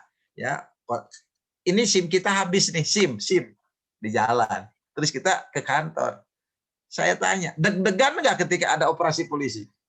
Deg-degan. Itu artinya apa? Ternyata punya kewajiban ke negara yang enggak itu membuat nggak nyaman gitu. Ya, kan ada aturan. Hidup bernegara itu terikat dengan aturan negara itu. Nah, salah satu aturan negara itu adalah bayar pajak. Gitu. Ya. Jadi orang Islam terikat untuk taat kepada umara. Betul nggak? Nah, iya kan? Dan itu kesepakatan sudah bahwa kita yang hidup di Indonesia bayar pajak. Dan yang saya tahu bayar pajak buat dokter itu tinggi gitu. Yang saya tahu ya itu luar biasa ya para dokter itu bayar pajak tinggi gitu, luar biasa. Nah, mudah-mudahan itu adalah sisi ibadah sosial kita kepada bangsa ini, kepada kepada negara ini. Gitu. Nah, jelas kalau bayar bayar zakat, hubungan kita dengan Allah itu begitu. Itu ya harus dibayar dua-duanya, ya. Jangan nggak dibayar. Gitu. Ya nggak banyak, sedikit. Yang banyak itu kalau pajaknya nggak dibayar terus, jadi kan jadi banyak dibayarnya. Gitu. Demikian. Tentang ini Ustadz, tentang zakat penghasilan. Ustadz. Oh ya, penghasilan tuh mau per bulan atau per tahun ya? Nah, kalau saya mintanya per bulan. Kenapa? Biar kita nggak punya utang. Kalau kita kasih per tahun, ya katakan kalau kita per bulan mau kerja zakat itu 2 juta. Disimpan kemudian jadi 1 tahun, 2 kali 12 berapa? Berat kita untuk ngasihnya. Dan itu hutang loh, berat wajib itu. Tapi kalau kita hari ini punya penghasilan, ya kita kasihkan, udah zakat bersih itu yang kita makan, nggak ada nggak ada beban. Nah, seperti gini aja. Seorang suami ngasih emas ke istrinya. Awas loh bapak-bapak nih yang ngasih emas sama istri. Ya. Suami ngasih emas ke istri. Ingat, emas yang jadi perhiasan itu zakatnya 2,5% sekali seumur hidup. Bukan perhiasan yang diinvestasikan kan? Itu kan ada nisab dan haul. Tapi kalau emas yang kita beli dan kemudian kita kasih ke istri kita, harus bersih nerimanya. Neng, bunda, mama, umi, ibu, apa yang nyebutnya, aku beli emas. Emasnya udah aku zakatin 2,5%. Kamu tinggal memakainya. Nah, ini suami yang cerdas syar'i gitu. Ya, suami yang cerdas secara syariat gitu. Tapi kalau beli emas kemudian belum dikeluar zakatnya, ngeri. Kenapa? Di zaman Rasulullah ada seorang anak gitu yang dipakaikan emas oleh ibunya. Kemudian Rasulullah bertanya, "Bu, itu jari yang ada emasnya itu sudah dikeluarkan zakatnya belum emasnya itu?" Kata istrinya, "Belum." Apa kata Rasulullah? "Betapa teganya kau nyimpan api neraka di tangan anakmu." Itu kata Rasulullah. Nah sekarang kalau kita ngasih emas ke istri kita, tapi nggak ada zakatnya, betapa teganya seorang suami telah menyimpan neraka itu di tangan atau di jari istrinya. Nah oleh karena itu sekali lagi, kalau lebih utama mana, kalau saya punya pandangan lebih baik zakat dikeluarkan per bulan. Kenapa? Supaya satu tidak ada beban, tidak ada utang, dan mohon maaf kalau kita meninggal dunia catatannya gimana? Itu kewajiban orang hidup, harta waris kita nggak boleh dibagikan dulu kalau zakat kita belum dibayarkan. Itu hak harta. Kita meninggal dunia belum bayar zakat dari harta kita. Harta waris kita tidak boleh dibagikan dulu kalau ada zakat yang belum dibayarkan. Kan begitu. Sampai harta itu di zakat dibayarin, baru itu waris dibagikan. Ini terkait karena wajib gitu kan. Nah, jadi kalau saya lebih memandang per bulan itu lebih nyaman. Kenapa? Karena kita tidak punya beban di hadapan Allah, kan? Tidak punya utang, kan begitu. Demikian Pak Adri. Baik Ustadz, terima kasih jazakallahu khairan. Ini sepertinya untuk pertanyaan tentang zakat sudah ditutup dulu Ustadz ya. Ini pertanyaan lagi dan ini sepertinya akan mengakhiri pertemuan pada malam hari ini Ustadz. Ini ada pertanyaan mengenai sholat Ustadz. Sholat. Ini ada 2 pertanyaan. Yang pertama dari Pak Dekan ini menanyakan bahwa apabila kita sholat berjamaah, apakah indikator baik dan tidaknya sholat tergantung pada kualitas sholat sang imam mewakili makmum, atau masih menjadi tanggung jawab masing-masing makmum sendiri? Yang ke-1 Ustadz ya. Dan yang ini indikator baik ya. Oke. Ya. Ini yang kedua, pertanyaannya Ustadz dari Dr. Agustin, dan juga ini ditanyakan kembali oleh Ibu Siti Zainab, apakah sholat wajib yang sempat tertinggal, terlewat itu ada kodoknya Ustadz? Nah, masih muda, apakah harus dikodok begitu Ustadz? Oke. Yang pertama dari Pak Dekan ya, kualitas sholat berjamaah itu pertama indikasinya dari awalnya itu adalah kualitas imam dulu. Makanya kita mengangkat imam itu harus benar-benar yang paham agama. Nah, jadi kenapa di zaman Rasulullah itu ada kata-kata aqra'uhum, orang yang paham terhadap bacaan Al-Quran, gitu kan? Ya. Ini mau sholat yang bersuara atau sholat yang tidak bersuara, jahar atau sir, tetap kaidah itu harus dipakai dulu. Kan kadang-kadang kita, wah ini saya sempat nih, saya mau jadi sholat, jadi imam aja sholat zuhur. Awas hati-hati. Sholat zuhur, asar yang tidak zahar pun itu harus mengutamakan apa yang telah disabdakan Rasulullah. Orang yang paham terhadap agama, usianya lebih tua, gitu kan, memahami apa urusan-urusan syariat itu dulu tuh. Ya, jangan pernah kita mengangkat imam, mohon maaf, yang bacaannya nggak benar. Itu akan mengganggu kehusuan kita, gitu kan. Nah, itu, gitu kan. Nah, kemudian kalau tingkat kehusuan, itu masing-masing, gitu kan. Kan bacaan imam itu kan ya bacaan makmum untuk menyempurnakan. Ya, kualitasnya itu, makanya indikator kualitasnya tuh lihat dulu dari proses mengangkat, bukan kehusuan ya. Ini yang nampak, yang diboleh ya, apa yang disebutkan syariat gitu. Oh, satu, angkat imam aqra'uhum. Karena ini akan menambah kehusuan kita. Jelas kalau orang makharij hurufnya benar, enak, itu kan menambah kehusuan kita. Gitu kan. Tapi kalau mohon maaf bacaan Qur'annya kurang bagus gitu kan, tidak memenuhi standar, terus jadi imam, itu bisa mengganggu. Nah, kalau aspek-aspek kehusuan saya kira itu di luar kontrol kita. Jadi kualitas di sini ya pertama kualitas yang nampak gitu ya. Ya, kualitas yang nampak. Kalau kualitas yang tidak nampak ya seperti kehusuan itu diserahkan ke masing-masing. Hanya pasti pembawaan imam itu akan berdampak kepada kehusuan makmum. Contoh umpamanya imam kan harus tumaninah, betul nggak? Kalau imamnya tidak tumaninah atau terlalu telat lama itu bikin makmum tidak khusyuk. Sholat terlalu lama itu nggak boleh. Kata Rasulullah, yassiru wala tu'assiru, permudah jangan dipersulit. Maka tergantung kualitas imam juga. Maka harus mengerti apa syariat gitu. Imam itu nggak boleh lama-lama sholat itu. Apalagi mohon maaf di kantor ada istirahat, ada apa ya, luar biasa. Khutbah Jumat aja kan ada aturannya di kantor. Gitu kan seperti itu gitu. Nah, jadi jelas kalau di sini mewakili gitu, memang ada kalau dalam bacaan-bacaan ya. Memang sampai ada orang yang ekstrim tanda kutip. Wah, ini banyak dosa menurut saya nggak mau tuh berimam sama dia. Itu sampai ada tingkat seperti itu. Nah, tentunya itu tidak dibolehkan karena kita sudah ngejudge orang, nggak boleh ya. Yang jelas ikuti saja standar dari Rasulullah bagaimana kita mengangkat imam yang memahami agama, gitu kan. Oke, itu. Kemudian Mengenai sholat wajib ya, tinggal, yang waktu muda mungkin ya. Waktu muda nggak sholat, terus iris kodok nggak. Nah, ini yang menjadi perselisihan di kalangan para ulama. Ulama kelompok pertama mengatakan harus dikodok.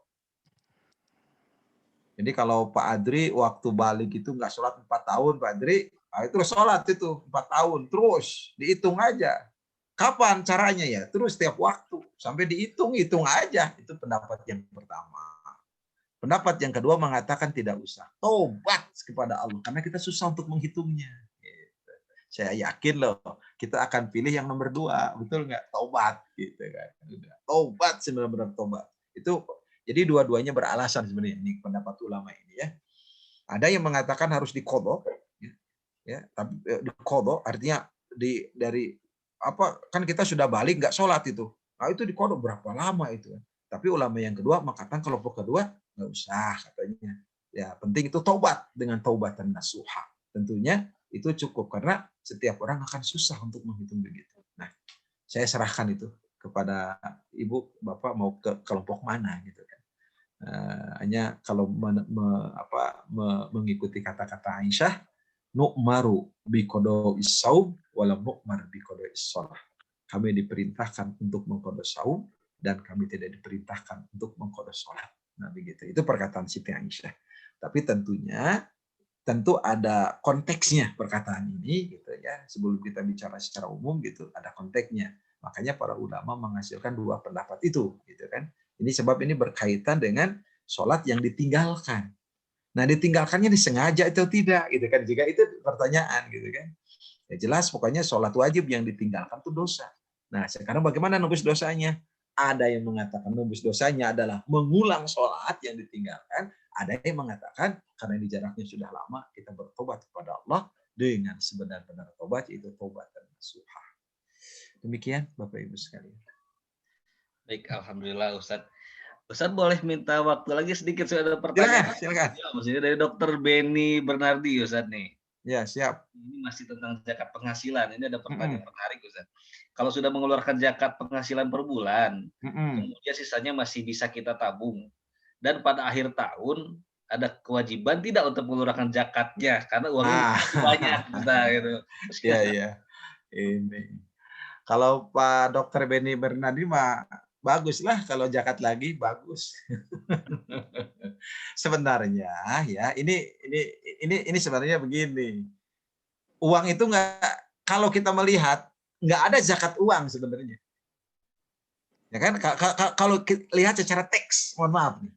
Nah, maka tabungan yang dizakati itu adalah tabungan yang ada mudorobahnya, yaitu yang digolangkan gitu loh.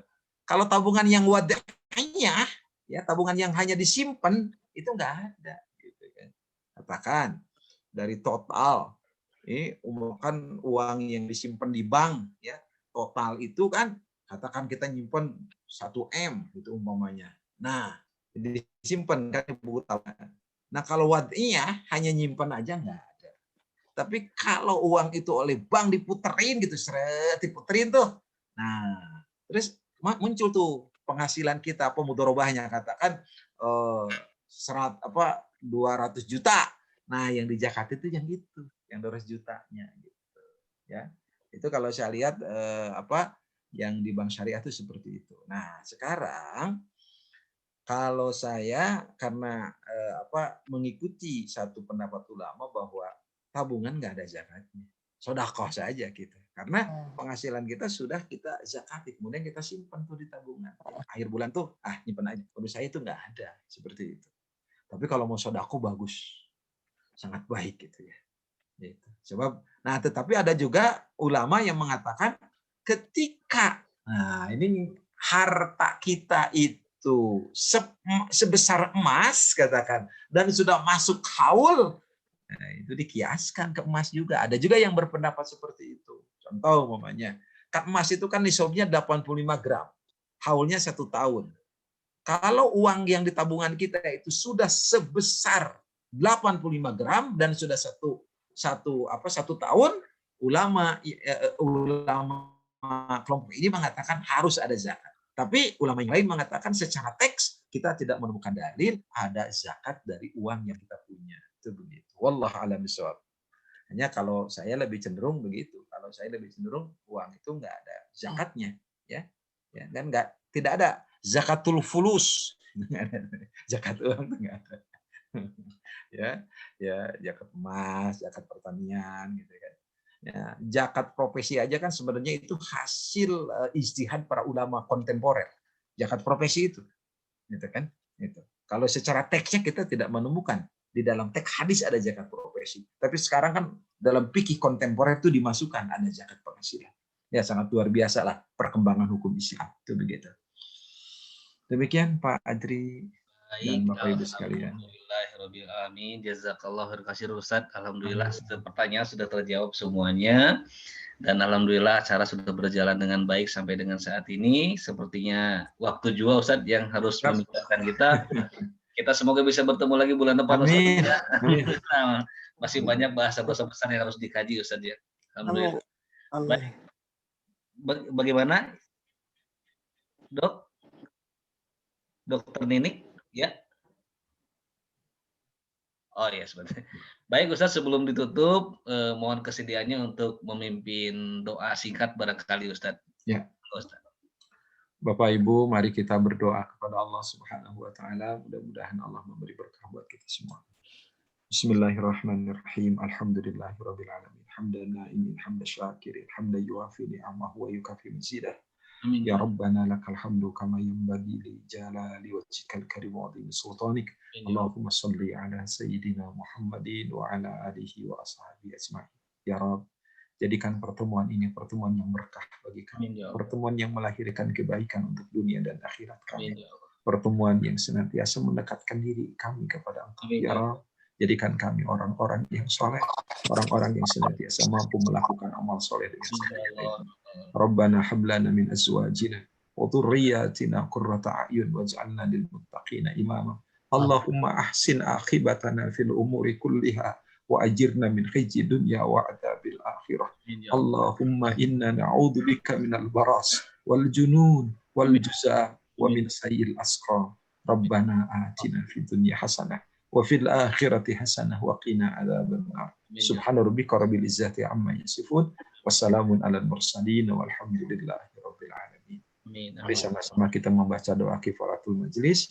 Subhanakallahumma wa bihamdika asyhadu an la ilaha illa anta astaghfiruka wa atubu ilaik. Assalamualaikum warahmatullahi wabarakatuh. Waalaikumsalam warahmatullahi wabarakatuh.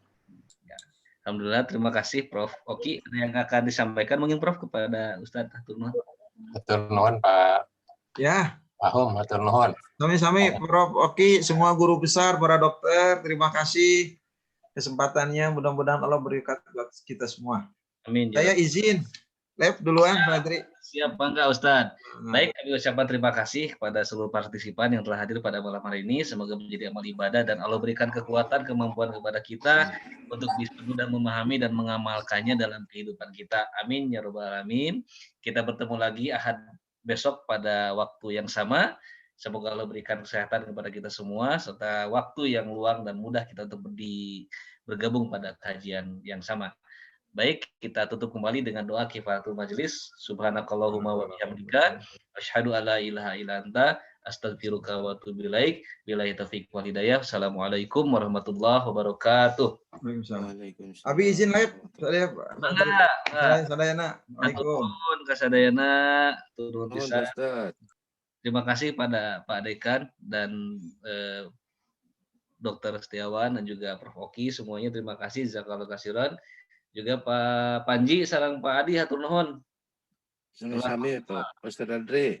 Jazakallahu khairan. Sami Pak Adri. Amin.